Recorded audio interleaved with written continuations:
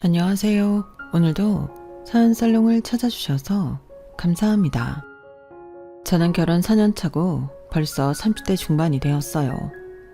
다들 이런 경험이 한 번쯤 있으시겠지만 저는 대학생 시절 진로에 대해 방황을 좀 하느라고 휴학만 몇 년을 했어요. 그러다 뒤늦게 하고 싶은 일이 생겨 정신을 차리고 목표를 잡아 스펙을 쌓기 시작했죠. 그 일환으로 참가한 봉사활동 동아리에서 지금의 남편을 만나 3년간의 연애 끝에 결혼까지 하게 되었어요. 처음 봉사활동을 갔을 때만 해도 거기서 사람을 사귈 목적은 조금도 없었고 열심히 봉사나 나와야겠다는 생각으로 갔었는데 여기서 제 평생의 인연을 찾을 줄이야. 이래서 사람의 일은 한치 앞도 모른다고 하나 봐요. 그때 봉사활동 동아리를 가입해서 천만다행이라는 생각이 들 정도로 거의 모든 면에서 잘 맞았어요. 종교, 가치관, 취향과 입맛까지. 정말 이 사람이 아니었다면 제가 어떻게 연애를 하고 결혼까지 했을까 싶을 정도로 잘 맞았죠. 제 인생을 돌아봤을 때 가장 후회했던 시간이 휴학을 오래하며 방황했던 시기인데 그 시기마저 남편을 만나기 위해 뜸을 들였던 시간이라면 용서가 될 정도로 저에겐 참 좋은 사람을 만났어요. 그래서 연애하는 3년 내내 정말 편안하고 안정적인 연애를 했고 남편에게 프로포즈를 받았을 때는 앞으로의 미래가 마냥 분홍빛으로만 보였을 정도로 행복했어요. 오죽하면 신부들이 눈물 한 방울 정도는 찔끔한다는 결혼식장에서도 저는 눈물 한 방울 고이지 않았네요. 남편과 함께하는 인생이 너무 기대가 되어서요. 물론 저희 부모님께는 살짝 죄송한 일이지만요. 하지만 앞서 말씀드렸듯이 막상 결혼을 하고 나니 사람의 일은 정말 한치 앞도 예상할 수 없다는 말이 다시 한번 뇌리를 스치더군요. 그 이유는 생각지도 못한 시댁 때문이었어요. 보통 대한민국의 여자들이라면 미디어에서 반복된, 학습된 시댁의 이미지나 어머니, 할머니들이 젊은 시절에 당한 시집살이 이야기 등등으로 결혼할 때 시댁부터 경계하는 게 당연하겠지만 제가 그걸 미처 생각하지 못했던 이유는 시어머니께서 절 굉장히 예뻐하셨기 때문이었어요. 3년이라는 기간이 장기 연애하신 분들 기준으로 짧게 느껴지실 수 있겠지만 저희는 양쪽 집안이 처음부터 서로 교제 사실을 밝히고 만났기 때문에 결혼 준비 훨씬 전부터 우연이라도 양가 부모님을 만날 기회가 가끔 있었거든요. 아직도 저는 당시 그저 남자친구의 어머니였을 뿐이었던 시어머니와의 첫 만남을 잊지 못해요. 우리 호윤이가 여자친구 보여준 건 처음인데 왜 그런지 알 것 같네. 참말로 참하고 예쁘게 생겼네. 성격도 밝아 보이고 예의도 바르고. 감사합니다 어머님. 감사하긴 있는 그대로 말하는 건데 내가 이래 보여도 엄청 까다로운 사람인데 이런 내 눈에도 마음에 쏙 들 만큼 사람이 참 괜찮아 보이는구나. 너 같은 애가 우리 아들이랑 결혼해준다면 참 좋을 텐데. 예쁘게 사귀어서 꼭 그럴 수 있도록 노력할게요. 말도 참 예쁘게 하네. 네가 우리 집 며느리로 들어오면 내가 발 쭉 뻗고 잘 잘 수 있겠다. 잘해줄 테니까 우리 집에 시집와. 3년이라는 기간 동안 시어머니를 뵌 건 적어도 서너 번은 됐어요.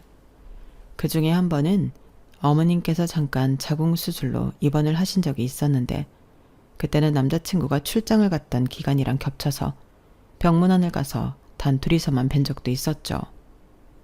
어머님은 제게 크게 감동하셨고 요즘 같은 세상에 이런 애가 없다며 뭐든 다 해줄 테니 빈손으로 시집만 와라 노래를 부르셨어요. 남자친구와도 다시 못 만날 만큼 사이가 좋은 와중에 결혼한다면 시어머니가 되실 분까지 저렇게나 저를 예뻐라 해주시니 제가 결혼에 대해 걱정할 일 따윈 전혀 없었어요. 남편에게는 여동생이 하나 있었는데 시어머니 되실 분이 하도 저를 좋아해 주시니 혹시나 시누이 쪽에 문제가 생기는 건 아닐까 싶었는데 시누이 역시 성격이 유쾌하고 털털해서 몇 번 만나보니 성격적으로 크게 부딪힐 일은 없어 보였죠. 그렇게 아무 걱정 없던 결혼식이 끝난 뒤 처음으로 이상하게 생각했던 것은 결혼식이 끝난 자리에서였어요.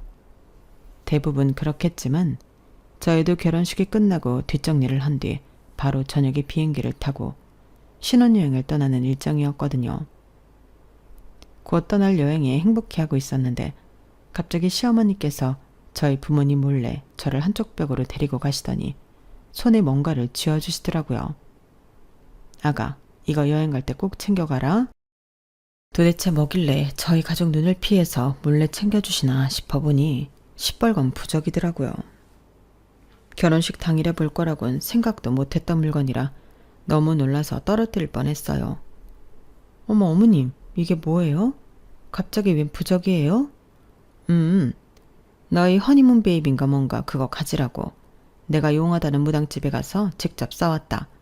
거기가 대기가 엄청 긴데 하마터면 니네 신혼여행 가기 전에 못 받을 뻔했지 뭐니. 취소된 예약이 있어서 겨우 갔다 왔잖아.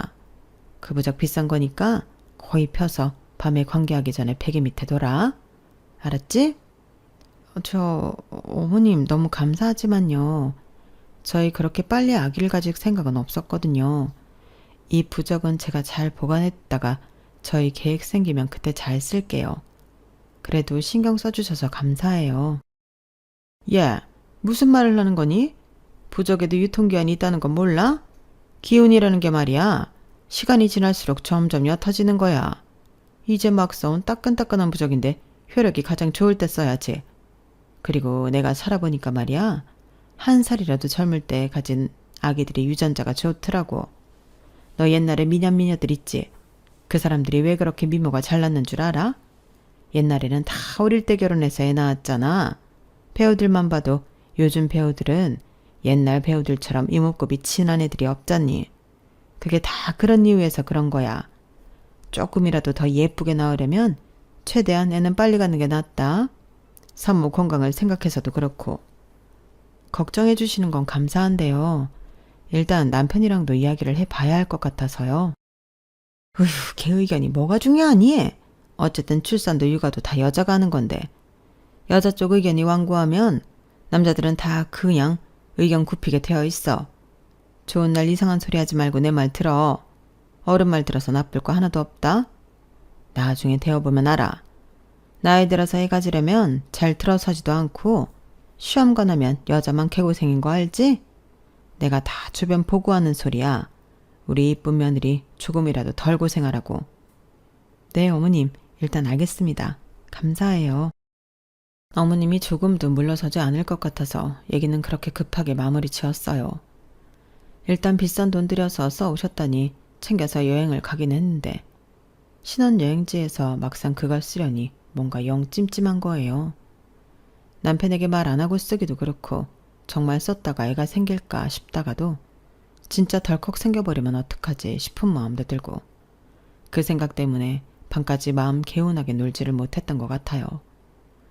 그래서 그냥 남편에게 이야기하고 속이라도 편해져야겠다 싶어서 털어놨죠. 여보, 사실은 말이야. 어머님께서 오늘 밤에 쓰라고 이걸 주셨는데 이게 뭐야? 부적? 이걸 왜 우리가 써? 허니문 베이비 가지라고 용하다는 점집에서 비싼 돈 주고 싸우셨나봐. 뭐라고? 우리 아기는 바로 안 갖기로 했잖아. 나도 당연히 말씀드렸지. 근데 아기는 젊을 때 낳는 게 좋다면서. 그리고 비싸게 주고 산 건데 효력 좋을 때 쓰라면서 챙겨가라고 그러셔서. 당신은 어떻게 생각해? 어떻게 생각하긴 말도 안 되지. 아기야 당연히 갖고 싶은 생각은 있지만 아직은 아니잖아.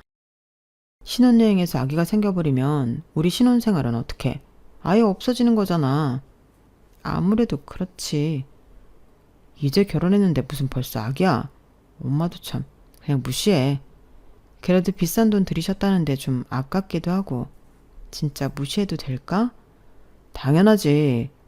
우리 엄마는 가끔 이런 미신을 너무 잘 믿어서 탈이야. 어차피 이거 썼는데 아기 안 생겨서 돈 벌었다 생각하는 것보단 안 쓰고 안 생기는 게 낫지. 정말 쓸데없는데 자꾸 돈 쓰시고. 내가 못 산다 정말. 남편은 제가 보는 앞에서 부적을 반으로 찢어 쓰레기통에 버렸어요. 이래도 되나 싶긴 했지만 제 의지가 아닌 남편의 의지이니 별 상관없겠지 싶었어요. 그 종이 쪼가리가 뭐라고. 하루 종일 내내 마음고생하게 만들었던 부적이 막상 그렇게 쉽게 버려지니 차라리 속 시원하더라고요. 그 다음 날부터는 덕분에 한결 마음 편하게 여행에 집중하며 즐거운 시간을 보낼 수가 있었어요. 그래서 어머님의 쎄했던 행동은 금방 잊혀져 버렸죠. 신혼여행을 다녀온 뒤로 서너 달쯤만 해도 딱히 별다른 특이사항은 없었어요. 저희 부부는 여전히 사이가 좋았고 시댁에서는 늘 그렇듯 잘 대해주었어요. 그런데 5달쯤 되니 어머님께서 제게 따로 전화를 하시더라고요. 예, 지금 신혼여행 갔다 온 지 몇 달이 됐는데 아직도 소식이 없니? 네? 무슨 소식이요? 얘는 뭐겠어? 아이 소식 말이다. 아, 어머님, 그게요. 뭐? 설마 부적 안 썼어? 아니지? 그거 한 장에 50만 원짜리야. 네? 50만 원이요? 그래. 그래서 내가 그렇게 꼭 써야 한다고 신신당부를 한 건데 설마 안 썼다는 둥 그런 소리를 하려는 건 아니지? 어머님의 날이선 질문에 저는 몇 초 동안 꽤 진지하게 고민을 했어요. 차라리 썼는데 안 생겼다고 거짓말을 해야 할까 하고요. 그런데 순진하게도 전 그때 솔직해지는 길을 택했어요. 그때만 하더라도 제가 어머님을 잘 몰랐던 때라 차라리 솔직하게 말하는 게 용서받는 길이란 생각이 들었기 때문이었어요. 하지만 제 예상과는 달리 진실을 들은 어머님께서는 얼굴이 금방 불그락 푸르락 되셨어요. 뭐라고? 내가 그렇게까지 부탁했는데 그걸 굳이 애한테 말해서 그 비싼 걸 안 써? 어머님, 그거 저희가 필요할 때 꼭 쓸게요. 잘 보관해 뒀어요. 그러니 걱정 마세요. 워낙 어머님 반응이 심상찮아서 본능적으로 거짓말을 좀 섞게 되더라고요. 하지만 어머님 반응은 변함없었어요. 뭐가 그렇게까지 분하신 건지 숨까지 몰아쉬면서 저를 노려보시더라고요. 그때부터 저는 뭔가 이 결혼이 곧 아플 수도 있겠다는 예감을 하게 됐죠. 제 예감이 틀렸으면 했지만 아쉽게도 불길한 예감은 역시 틀리지 않더라고요. 시댁에서 저희 집까지 차를 타고 30분이면 다녀올 수 있는 거리인데 하루는 어머님께서 연락도 없이 찾아오신 적이 있었어요. 그날은 평일 낮이라 남편은 회사에 출근하고 저 혼자 집에 있었거든요. 일부러 저 혼자 있을 때 찾아오신 것 같아서 그것도 충분히 당황스러운데 어머님 손에 웬 처음 보는 낯선 아이의 손이 들려 있었어요. 아이는 4~5살로 보이는 여자애였어요. 그때는 시누이도 결혼을 안 한 상태여서 정말 어디서 애를 데려왔나? 이 생각밖에 안 들고 머릿속이 하얘졌죠. 어머님, 연락이라도 주고 오시지 그러셨어요. 무슨 일이세요? 내가 내 아들 집 오고 가는데 며느리한테 일일이 허락받아야 하니? 그런 뜻이 아니라요. 그런데 그 애는 누구예요? 내 친구 손녀딸인데 내가 오늘 친구랑 놀러 갈 때가 좀 있어서 평소에는 걔가 얘를 보는데 대신 애봐줄 사람이 없다 그래가지고 내가 너한테 부탁 좀 하려고 데리고 왔다. 어머님, 아무리 그래도 제가 어떻게 갑자기 애를 저 어떻게 해야 하는지 아무것도 몰라요. 그리고 저 일하잖아요. 아이를 볼 틈이 없어요. 저는 재택을 하는 프리랜서인데 업무 특성상 급하게 영상통화로 회의가 잡힐 때도 있었고 채팅으로 실시간 소통을 해가며 일을 하고 있었기 때문에 재택일지라도 굉장히 정신없이 일을 했어요. 그런데 그 와중에 집에서 일한다는 이유로 남의 집 아이를 제게 맡긴다는 게 너무 어이가 없었어. 얘 좀 봐라. 회사도 안 나가고 집에서 편하게 일하는 주제에 무슨 일 한다고 애를 못 본다고 유세니? 너 어차피 네 애 낳으면 일하면서 애 돌볼 거잖아. 아니야? 그건 제 아이니까 몸 갈아가면서 하는 거죠. 애는 아무리 어머님 지인 손녀라지만 어머님 지인을 제가 뵌 적도 없고 솔직히 말씀드리면 제 지인도 아니고요. 왜 제가 제일 방해받아가며 이 아이를 봐줘야 하는지 모르겠어요. 저 일하느라 끼니거릴 때도 많아서 애 밥도 못 챙겨줘요, 어머님. 그냥 친구분이랑 아이를 데리고 다녀오시던지 방법을 찾으셔야 할 것 같아요. 저는 오늘 회의도 있어서 아이는 정말 못 돌볼 것 같아요. 죄송해요. 나름대로 딱 잘라서 거절한다고 생각했는데 어머님은 상식을 벗어나는 행보를 보이셨어요. 야, 너 정말 웃긴다. 내가 괜히 애를 여기까지 데려와서 아끼는 줄 알아? 내가 다 뜻이 있어서 그래. 너도 애를 좀 돌봐봐야 애가 예쁜 것도 알고 얼른 갖고 싶어지지. 나는 네가 결혼 전에는 아이 생각 있다고 해서 옳았구나 했는데 결혼하자마자 이렇게 돌변해버리니 솔직히 내 입장에선 뒤통수 맞은 기분이라고. 어머님, 저랑 남편은 아직도 아이 생각 있어요. 안 낳겠다는 거 아니고요. 조금만 시간을 주세요. 남들은 신혼 때가 가장 즐거웠다면서 추억하고 사는데 저희도 그 시간이 좀 있어야 할 거 아니에요. 아, 됐고. 애 키워보면 달라. 누군 애 없는 신혼이 즐거웠을지라도 나는 우리 아들, 우리 딸 낳고 나서가 더 행복했어. 그거 너도 간접 체험 해봐야 알아. 그러니 애는 두고 가마. 저녁 되기 전엔 올 테니까 걱정 말고. 어머님, 잠깐만요. 어디 가세요, 어머님? 어머님은 아이를 집에 남겨두고 도망치듯 집을 나가셨어요. 정말 말 그대로 버리고 나갔다는 표현이 적절할 정도로요. 솔직히 4~5살이면 말귀도 알아먹을 나이인데 그렇게 강경하게 거절하는 걸 아이도 알 텐데 집에 둘만 남겨지니 좀 미안하게 느껴지더라고요. 하지만 저도 사람인지라 어쩔 수 없었어요. 저렇게 경우 없이 구는 시어머니를 누가 내내 하고 받들까요? 하지만 이런 짓까지 하실 줄은 몰랐는데 어머님은 생각보다 더 고집도 세고 말이 안 통하는 분이었던 거죠. 그날은 저도 일을 해야 하는 어쩔 수 없이 애한테 유아교육용 애니메이션을 틀어주고 밥 먹을 때가 되어서는 간단하게 집에 있던 햇반과 참치 통조림을 꺼내 밥을 먹이려고 했어요. 아이다 보니 저도 건강하게 먹이고 싶었지만 평소 남편과는 둘 다 일에 치여 사먹는 일이 잦아 딱히 차려줄 게 없더라고요. 그렇게라도 끼니를 챙겨주려고 했는데 아이가 입맛도 까다롭고 입이 짧은 아이인지 몇 숟갈 먹더니 안 먹으려고 하더라고요. 가뜩이나 점심 먹고 할 일도 쌓여 있는데 아이가 밥을 안 먹겠다고 씨름을 하니 금방 피로해지고 지쳤어요. 아줌마 집에 치즈케이크 있는데 그럼 너 치즈케이크라도 먹을래? 치즈케이크요? 네.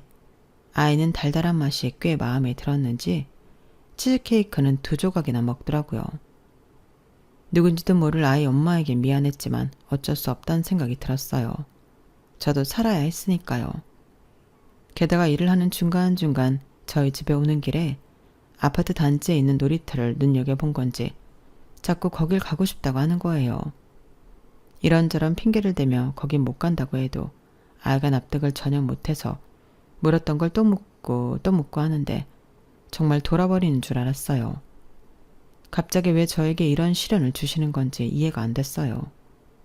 그날 저녁 남편이 어머님보다 일찍 도착해 아이를 마주하고 나서 집에는 싸늘한 바람이 한바탕 불었어요. 엄마, 일하는 사람한테 이게 뭐 하는 짓이에요? 도무지 이 사람에 대한 존중이 없으세요? 어차피 너희 애 가지면 애 보면서 일할 텐데 어떨지 예행 연습하라는 거지. 남의 애로 연습해보면 더 좋잖아. 뭐라고요? 어떻게 그런 말씀을 하세요? 시어머님의 막말을 듣고 아이가 상처받을까봐 저는 아이를 데리고 거실에서 가장 떨어진 방에 들어가서 음악을 틀었어요. 보나마나 어머님 성격에 아무 말을 나오는 대로 한참 더 하실 것 같았거든요. 저희 남편이 하도 시어머니께 화를 내니 아이는 남편도 무서워했어요. 아이도 우리 집에 맡겨주고 싶어서 맡겨진 게 아니었을 텐데 그러게 왜 아무도 원치 않는 행동을 해서 여러 사람을 고통스럽게 만드나 너무 원망스럽더라고요. 게다가 어머님의 의도와는 반대로 저는 그날 이후 하루 종일 아이를 신경 쓰면서 일하다 보니 정말 노이로제에 걸린 것 같았어요. 신혼을 1년 정도만 즐기고 바로 아이를 가질 계획이었지만 벌써 신혼이 반년쯤 된 지나간 상태에서 제가 몇 개월 뒤에 바로 아이를 갖고 육아를 하며 아이를 키운다 생각하니 자신이 없어지더라고요. 워킹맘들이 늘 대단하고는 생각했지만 단 하루만 경험했는데도 진이 빠지고 다음 날까지 피로가 안 풀렸어요. 오히려 출산과 멀어진 기분이 들었죠. 그래도 남편이 노발대발한 효과가 있었는지 그 뒤로 어머님은 한동안 잠잠했어요. 어느 날 갑자기 어머님이 또 찾아와서 아이를 맡길까봐 불안해했었는데 남편 말로는 정 맡겨야 하는 일이 생기면 본인이 있을 때 맡기라고 했다고 하더라고요. 시간이 흘러 5월이 되고 가정의 달이라 중간중간 휴무가 많이 껴있을 때 저희는 하루 날을 잡아서 데이트를 하기로 했어요. 평소에는 평일에 둘 다 일을 열심히 하다 보니 주말에는 집에서 쉬기 바빴는데 시간적 여유가 생기니 오랜만에 둘이 나가서 시간을 보내고 싶은 마음이 들더라고요. 그래서 간만에 아끼던 예쁜 옷도 꺼내 입고 곱게 화장도 했어요. 재택하다 보니 꾸밀 일이 없었는데 오랜만에 꾸미니 연애 초로 돌아간 것 같고 너무 설레더라고요. 그렇게 남편과 집을 나서려는데 현관문을 열자 어두운 복도에 어머님께서 우두커니 서 계셨어요. 엄마, 깜짝이야. 어머님, 여긴 웬일이세요? 뭐? 갑자기 저희 집 현관 앞에 조용히 서 계셨다는 것만 해도 놀라운데 어머님 손에는 또 그 아이가 들려있더라고요. 그걸 보자마자 화가 밀려오는데 남편도 마찬가지였는지 언성이 높아졌어요. 연락하고 오시라고 제가 몇 번을 말씀드렸어요. 미안하다. 하지만 나도 급해서 그럴 틈이 없었어. 너희 어디 나가는 길이니? 네, 왜요? 무슨 일 때문에 오신 건데요? 옆에 그 애는 또 뭐고요? 누구인진 잘 알 거고 친구가 급한 일이 생겨 좀 맡아달라는데 얘가 자꾸 키즈 카페인지 뭔가를 가고 싶다는데 그게 뭔지를 알아야 말이지. 너희 나가던 길이면 잘 됐다. 얘 좀 데리고 거기 좀 같이 가주라. 저희 오늘 약속 있어요. 오랜만에 데이트하기로 했다고요, 엄마. 아, 그래? 어차피 데이트라 해봐야 커피 마시고 밥 먹는 거 아니니? 키즈 카페도 카페잖아. 거기는 애들은 애들끼리 놀게 두고 어른들은 어른들끼리 있을 수 있다던데. 애는 놀게 두고 셋이서 이야기하던지. 어? 엄마도 엄마 나이 생각하셔야죠. 무슨 친손녀도 아니고 친구 손녀까지 봐주고 계세요. 걔가 정말 급하게 고향 내려가 봐야 한다고 해서 어쩔 수가 없었다니까. 너도 알지? 선우 엄마. 얘가 선우 딸이야. 너는 안 본 지 오래돼서 기억도 안 하겠지만. 남편도 아른 이름이 나오니 마음이 약해졌는지 저에게 양해를 구했어요. 여보, 오는 말 정말 마지막으로 같이 아이 봐드릴까? 남편이 제게 그렇게 묻는 순간 아이와 눈이 마주쳤어요. 그래도 안면이 있는 사이라 그런지 저를 올려다보며 기대에 찬 눈빛을 하는데 차마 외면하기가 힘들더라고요. 알겠어. 오늘은 정말 어쩔 수 없는 경우니까. 어차피 어머님이 애 손을 잡고 여기까지 오셨고 우린 외출 준비가 다 되어 있었고 저 혼자 보는 것도 아니고 시어머니와 남편이 동행하는 거니까 저번만큼 힘들지 않을 것 같다는 생각이 들었거든요. 봐봐. 데리고 오니까 애가 엄청 좋아하네. 얼굴이 확 폈다 폈어. 키즈 카페에 가니 아이는 좋아했지만 오랜만에 휴일에 여유로움을 즐기고 싶었던 남편과 제 입장에서는 아이들이 뛰어다니며 소리 지르는 소리, 자기들끼리 생긴 트러블에 우는 소리 등등 조용히 쉴 만한 요소가 단 하나도 없었어요. 이미 키즈 카페를 가기로 결정한 시점부터 포기하긴 했었지만 그래도 실제로 가보니 생각한 것보다 더 정신없고 기가 빨리더라고요. 그래서 저는 어머님과 헤어지는 자리에서 확실히 말씀드려야겠다는 생각이 들었어요. 어머님, 저희요. 당분간은 아이 가질 생각이 없어요. 그래서 일부러 이렇게 아이 데리고 와서 간접체험? 그런 거 안 시켜주셔도 돼요. 뭐라고? 갑자기 아이를 가질 생각이 없다니. 그게 무슨 소리냐? 나중에는 낳겠다더니. 원래는 그럴 생각이었는데요. 지난번에 어머님께서 아이 한번 돌봐봐야 애가 이쁜 것도 알고 갖고 싶어진다고 하셨는데 저한테는 오히려 역효과더라고요. 아이가 있으면 이렇게 마음 놓고 일도 못하고 배로 힘들다는 걸 느껴버렸어요. 오늘만 해도 원래는 남편이랑 휴일 즐기려고 했는데 아이 때문에 기만 다 뺏긴 기분이에요. 예. 그거는 네 애가 아니라서 그런 것 뿐이야. 그래도요. 제 아이면 더 예쁘고 애착이 가긴 하겠지만 힘든 건 똑같을 것 같아서요. 저희 2세 계획은 좀 나중으로 밀렸어요. 그러니까 이렇게 애써 노력이란 거 안 하셔도 돼요. 솔직히 키즈카페 사건으로 어머니께 맡겨지는 육아를 자꾸 저희 쪽으로 떠넘겨버리는 게 아닌가 싶을 정도로 어머님에 대한 신뢰는 바닥에 가까운 상태였어요. 말로는 저를 육아와 가까워지게 만들고 싶다는 이유를 대시지만 제가 애를 안 갖겠다고 한 것도 아닌데 이렇게 경우 없이 저를 괴롭히는 이유를 도무지 모르겠더라고요. 게다가 그 친구라는 분은 대체 뭐 하시는 분이길래 자꾸 본인 손녀를 여기다 맡기시는 건지 이해도 안 갔고요. 더 이상 그분 때문에 피해를 입고 싶지 않은 마음이 컸어요. 애도 애대로 상처받을 일이고요. 난 네가 갑자기 이러는 이유를 도무지 모르겠구나. 여자가 자식을 낳는 건 본능에 가까운 일인데 그게 싫어졌다고? 차라리 솔직하게 말해보지 그러니? 너 어디다 애라도 숨겨놓은 거 아니야? 어머님, 말씀 가려가면서 하세요. 그게 아니면 왜 갑자기 안 갖겠다는 건데? 우리 집에 씨바지 할 거 아니었음 왜 시집을 온 거야? 이거 사기 결혼이야. 알아?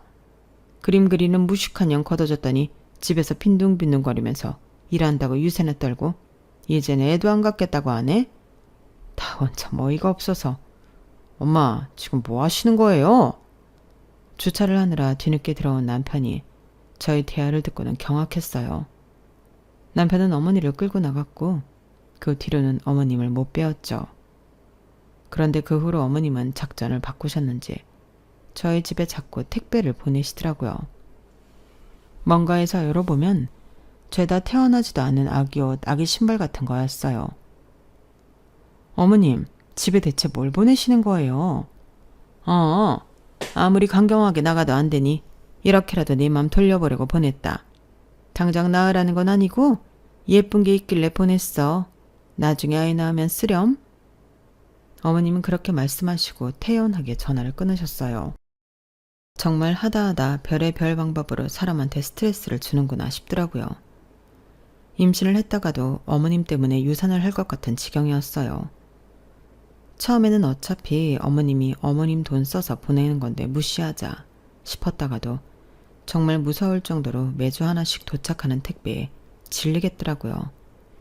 이미 폭언까지 들으며 싸움 마당에 이걸로 더 싸우고 싶지 않았는데 포장을 열어볼 때마다 저도 뚜껑이 열려서 그냥 뜯지 않은 택배 박스가 집안에 쌓여갔어요.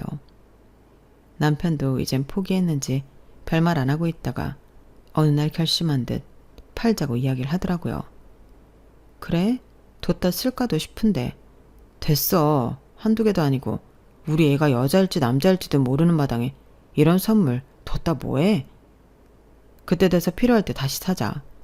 집에 물건만 쌓아놓고 이게 뭐하는 짓이야? 그래, 아무래도 그게 좋겠네. 큰 결심을 하고 택배 온 물품들을 다 뜯어서 한 군데 모아놓고 사진을 찍었어요. 모빌, 딸랑이, 베네저고리, 쪽쪽이 등등 별의별 걸 다 사다 주셨더라고요. 가격을 대충 책정해서 저렴한 가격의 일괄로 중고 마켓에 올려놨어요. 일일이 사진 찍기가 귀찮아서 종류만 기재하고 물품 사진은 안 올렸거든요.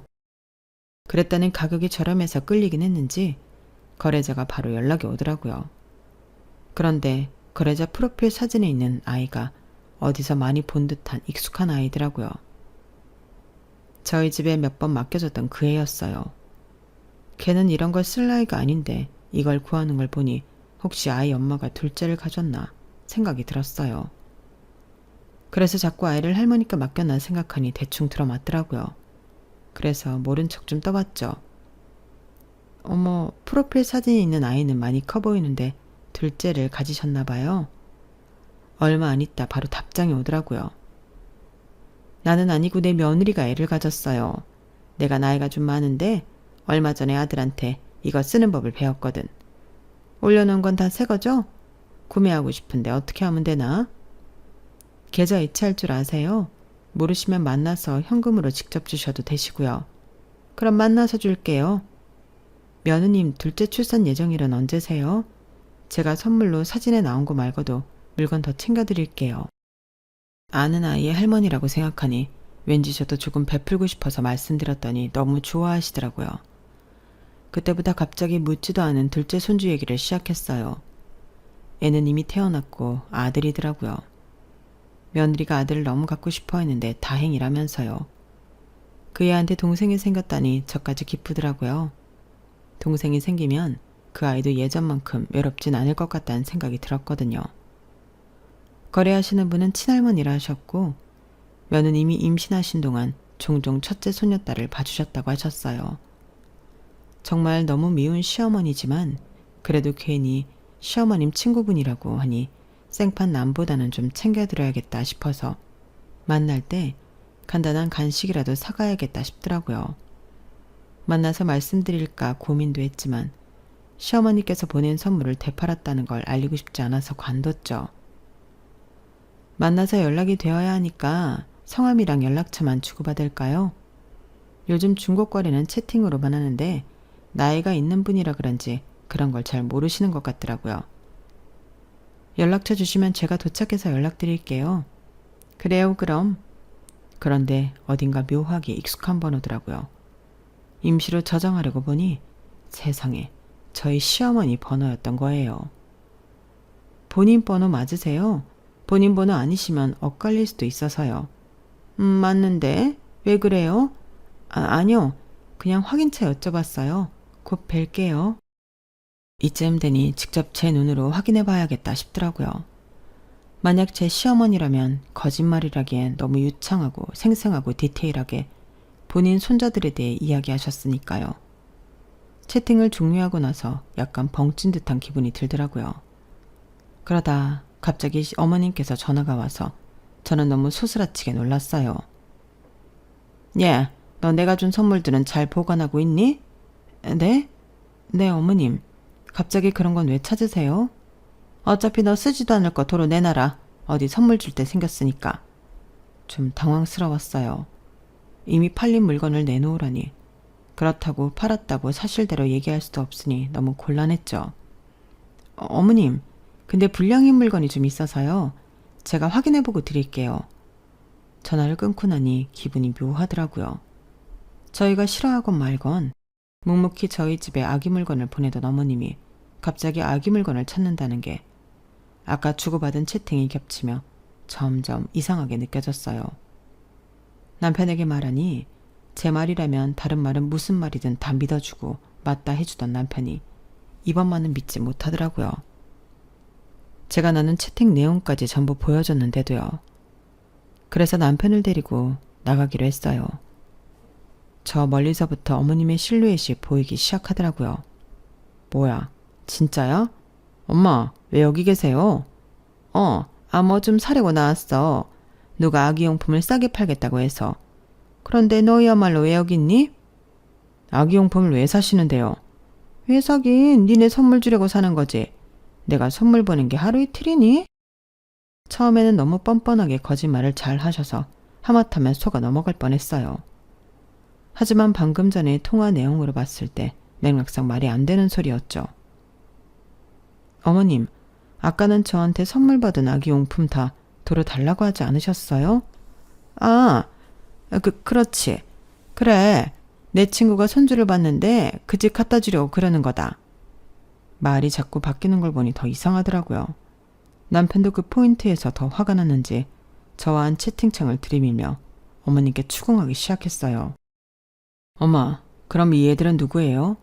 며느리가 손주들을 가졌다뇨. 엄마한테 며느리가 이 사람밖에 더 있어요? 이건 도대체 다 무슨 소리예요? 그건 그냥 너희가 하도 아이를 안 낳으니까 내가 부러워서 그렇게라도 손도 있는 척 한 거야. 니네도 봤다시피 이 애들은 내 친구 손주들이고 이 여자애는 너희도 봤잖니. 어머님께서 요리조리 잘 빠져나가셨지만 상황을 심각하게 받아들이는 남편 앞에서 그런 일회성 변명은 통하지 않았어요. 엄마, 사실대로 말하세요. 너무 이상하잖아요. 말씀도 계속 바꾸시고 엄마 연세도 많으시고 할아버지도 치매셨는데 이런 식으로 자꾸 중요한 대답은 회피하고 말은 계속 바꾸시면 저는 치매를 의심하고 병원에 모시고 가는 수밖에 없었어요. 너는 무슨 애가 그렇게 말을 해? 치매라니. 나 아직 그럴 나이 아니다. 우리 아버지도 내 나이에 치매 걸리신 게 아니야.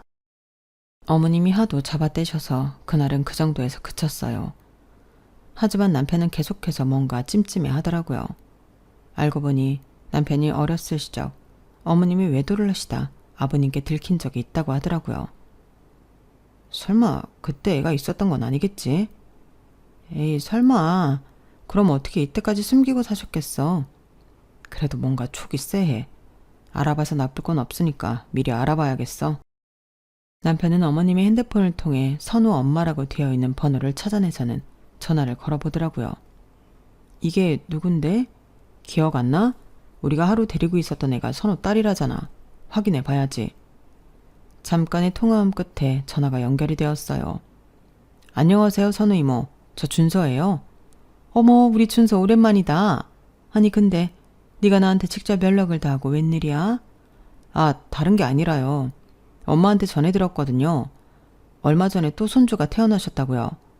제가 첫째 손녀도 태어난 줄 모르고 있다가 엄마가 저번에 저희 집에 데리고 와서 알았는데 인사를 못 드린 게 내내 영 마음에 걸려서요. 둘째 손주 때라도 인사를 제대로 드려야겠다 싶어서 연락드렸어요. 어? 손주? 잠깐 통화 너머로 정적이 흘렀어요. 저기 우리 선우는 아직 결혼도 안 했는데 너 엄마한테 뭔가 잘못 들은 거 아니니? 네? 결혼을 안 했다고요? 그럼 우리 선우가 너 결혼식 때 직접 가지 못했어도 추기는 했잖니. 선우가 결혼을 했으면 너한테 당연히 알렸겠지. 나도 우리 애가 얼른 너처럼 결혼했으면 좋겠는데 갑자기 손주 얘기라니? 얼른 그런 날이 왔으면 좋겠네. 이상하네. 분명 이모네 손주라고 하셨거든요. 뭐? 니네 엄마 뭐 벌써 정신 오락가락 하는 거 아니지? 나 말고 다른 친구 아니겠니? 한번 확인해봐. 네, 아무튼 감사합니다. 건강하게 잘 지내세요. 그래, 고맙다. 너도 결혼 생활 잘 하고. 전화를 끊은 후 저희 부부는 말이 없어졌어요. 그렇게 둘러대던 게 거짓말이라는 게 밝혀지니 뭔가 제대로 알아봐야 할 것 같다는 느낌이 들더라고요. 남편은 어머님께 핸드폰 어플을 설치해드린다는 핑계로 핸드폰을 받아와서 컴퓨터에 어머님 메신저 어플을 로그인했어요. 어머님이 주고받는 카톡 중에 낯선 이름이 있길래 클릭해보니 아니나 다를까 이해할 수 없는 이상한 대화들이 있더라고요. 어머님이 그 사람과 주고받은 톡을 좀 올려서 정독하다 보니 곧바로 해답이 나왔어요. 남편의 쎄한 촉대로 몇십 년 전 불륜하던 남자의 아들을 아직까지도 어머님 아들로 생각하고 있는 것 같았어요. 본인 몸으로 낳은 아들이 아님에도 그 아들이 결혼을 하고 손주를 보니 저희보다 애틋해지셨는지 저희에게 하시는 것과는 비교도 안 될 만큼 아주 헌신을 하고 계시더라고요. 그걸 다 읽고 나니 참 어이가 없었어요. 고작 애를 낳아주었다는 이유만으로 본인의 친자식보다 불륜했던 남자의 자식을 위해 희생을 하고 계신다는 사실이 말이에요. 그 첫째 딸은 며느리라고 부르는 여자가 어머님께 거의 육아를 뒤집어 씌우고 있는 수준이었는데 어머님 혼자 감당하기 힘드셔서 저한테까지 그런 식으로 경우 없이 맡겼다고 생각하니 저까지 화가 났어요. 그동안 아이를 낳으라고 수도 없이 닥달했던 어머님의 모습이 떠오르면서 더 화가 났죠. 어머님이 그렇게 꽁꽁 감추시려던 비밀이 밝혀지고 남편은 눈이 뒤집어져서 온 집안을 엎었어요. 시누이마저 뒤늦게 어머님의 진심을 알고 배신감에 치를 떨었죠. 엄마가 어떻게 어렸을 때 우리한테 그렇게 상처를 주시고도 또 이러실 수가 있어요? 이제 아빠 돌아가셨다고 그쪽 가족 막 만나고 가족처럼 그러도 되는 줄 아셨어요? 그 아들이 그렇게 좋으시면 그 집 가서 사세요. 저희한테 효도받을 생각하지 마시고요. 남편도 집을 뒤집어 엎고 시누이마저 등을 돌리자 어머님은 자기 편을 들어줄 사람이 저밖에 없다고 생각한 건지 제게 매달리시더라고요. 며느라, 너는 내 심정 알지? 어? 나라고 좋아서 그랬겠니? 자식들이야 나한테 상처를 받았다고 할 말이 없지만 이대로 애들이랑 멀어질 생각은 없다. 내가 좀 준서랑 춘희한테 얘기 좀 잘해줘. 내가 너도 내 친딸처럼 예뻐했잖니. 어머님이 저를 친딸처럼 예뻐해 주신 건 결혼 전에나 그러셨던 거죠. 결혼하고 언제 저를 그렇게 예뻐해 주셨어요? 어머님을 독박 육아시키는 며느리한테 아주 충성을 바치시던데요. 그 정도는 되어야 저도 친딸처럼 예쁨 받았다고 할 수 있죠. 어머님은 제가 싫다고 몇 번이나 의사를 밝혔는데도 계속 아이 낳으라고 압박만 주셨잖아요. 어머님은 친딸이 아니라 시어머니로서 할 수 있는 핍박은 다 하셨어요. 솔직히 말씀드리면 저는 어머님이 제 남편이랑 화해하길 바라지 않아요. 화해하면 또 어떤 식으로 저를 괴롭히실지 알 수가 없으니까요. 야, 나는 너희 잘 되라는 마음으로 그렇게 한 거지 정말 나쁜 뜻은 없었다니까. 막말로 네가 아이만 빨리 낳았어도 저 호강은 네가 다 받았을 거야. 얘도 내가 다 키워줬을 텐데 그런 기회를 걷어찬 건 너야. 네, 그러니까요. 저는 기회를 영영 걷어차려고요. 어머님, 화해는 부모 자식 간에 알아서 하시고요. 외간 식구인 저에게 화해시켜달라는 부탁은 바라지도 마세요. 저도 못 들은 걸로 할게요. 예, 며느라, 며느라! 어머님이 소리치는 걸 무시하고 전화를 끊어버렸어요. 그리고 번호를 차단했죠. 남편이 직접 화해했다고 얘기하기 전까지는 어머님과 연락을 하지 않으려고 해요.